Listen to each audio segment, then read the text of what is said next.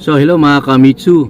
So ang topic natin ngayon is yung mga Grab driver, Lalamove driver, mga rider natin regarding sa mga nagde-deliver, nagsasakay, angkas. So hindi lahat kasi na-approve. So yun po yung topic natin. So ito muna yung isa munang patalastas.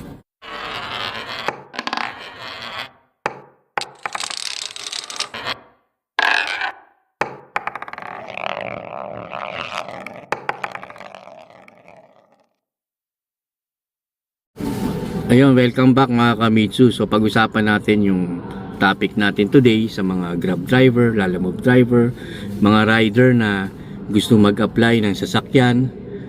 Pero bago magsimula, hindi porket nagda-drive kayo or Grab driver or Lalamove driver, even yung mga locally employed o OFW business owner, for approval po lahat yan talaga.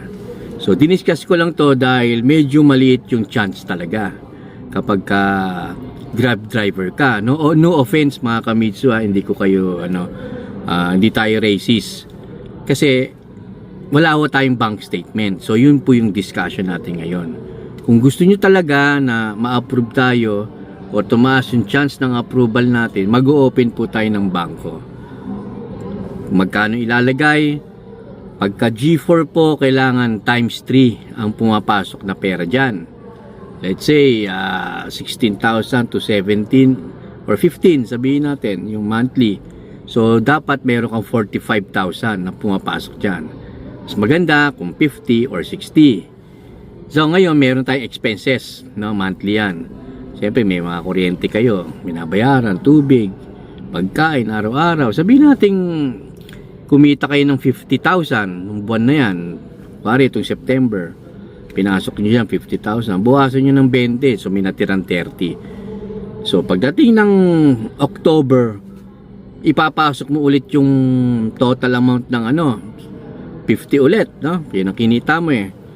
So magbabawas ka ngayon ng expenses mo ulit kunwari, 20 ulit kunwari. So may naiwan 30. So nung September to October, 30k plus 30k, yun po yung naiwan. So 60k na. Then, nasusunod na buwan, ganun ulit. Kumita ka ng 50. Ngayon, binawasan mo yon ng 20. Ay, may natirang 30. So, mangyayari niyan, 30, 60, 90 na yung pera. Ganun po yon. Para nakikita nila yung kakayahan yung magbayad. Kasi nga, yun po kasi yung magiging proof natin. At marami hong na-approve pagka ganyan mga Kamitsu. Dahil may proof tayo na yun ang kinikita ninyo. So mahalaga talaga ang bank statement.